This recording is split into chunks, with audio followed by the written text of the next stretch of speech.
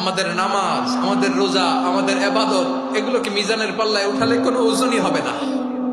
তবে আমাদের একটা কৌশল জানা আছে, আমরা আল্লাহর রহমতের ভিখারি। আমরা সেদিন আগেই গুনার স্বীকৃতি দিয়ে দেব। আমরা বলবো, আল্লাহ তুমি প্রশ্ন করার আগে তোমার একটা কথা বলি, আমারে কিছু জিজ্ঞেস করো না, আমি সব করেছি। এমন কোন পাপ নাই যে পাপ আমারে দিয়ে হয় নাই।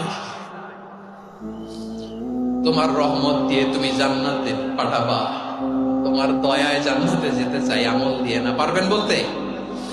কিয়ামতের দিন আমরা বলবো, আল্লাহ আমার আমল দিয়ে জান্নাত চাই না, আমি তোমার দয়া দিয়ে জান্নাত চাই। তোমার দয়া ছাড়া আমার কোনো উপায় নাই। কারণ আল্লাহ যদি বিচার করে, বাঁচার কারো উপায় নাই। আল্লাহ যদি বলে ফেলেন তুই এটা করলি কেন, ওখানে গেলি কেন, কোরআনে 1000 বার নিষেধ করলাম তারপরেও এই পাপে জড়ালি কেন, এরকম প্রশ্ন ছুড়ে দিলে আমার উত্তর আছে? বাঁচার কোনো উপায় আছে?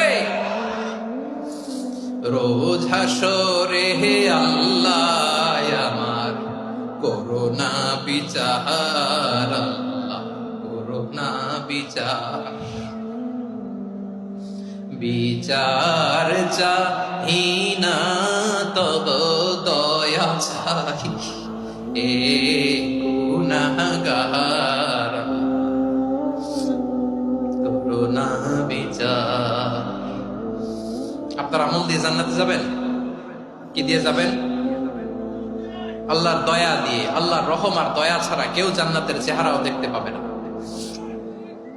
আমার প্রিয় ভাইয়েরা, এই দোয়া আল্লাহর কাছে পছন্দনীয় হওয়ার কারণ 3টা। দোয়ার প্রথম অংশে আছে তাওহীদ, আল্লাহর একত্ববাদের ঘোষণা। এই দোয়ার দ্বিতীয় অংশ আছে তাসবিহ, আল্লাহর প্রশংসা সূচক বাণী। এই দোয়ার 3 নাম্বার অংশ পাপের স্বীকৃতি। তাহলে আমরা সবাই গুনাহগার। আমরা আল্লাহর কাছে পাপের স্বীকৃতি দিয়ে বলবো, ও আল্লাহ ইন্নী কুনতু মিনাজ জালিমিন।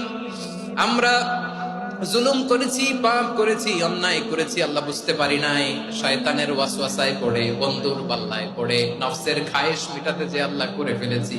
তুমি গুনাহ না মাফ না করলে আমাদের গুনাহ মাফ করার দ্বিতীয় কেউ নাই। ঠিক কিনা বলেন? এভাবে অনুতপ্ত হয়ে যদি আল্লাহর কাছে দোয়া করেন, দেয়ালে পিঠ থেকে গেছে, কোন রাস্তা নাই বের হওয়ার, ওই মুহূর্তেও আপনাকে বিপদ থেকে উদ্ধার করবে কে? বিশ্বনবী চরম বিপদে পড়লে 2টা দোয়া পড়তেন। প্রথম হলো এটা, লা ইলাহা ইল্লা আনতা সুবহানাকা ইন্নী কুনতু মিনাজ জালিমিন। এই দোয়াটা আমরা বেশি বেশি পড়ব প্রিয় ভাই। রাজি আছেন?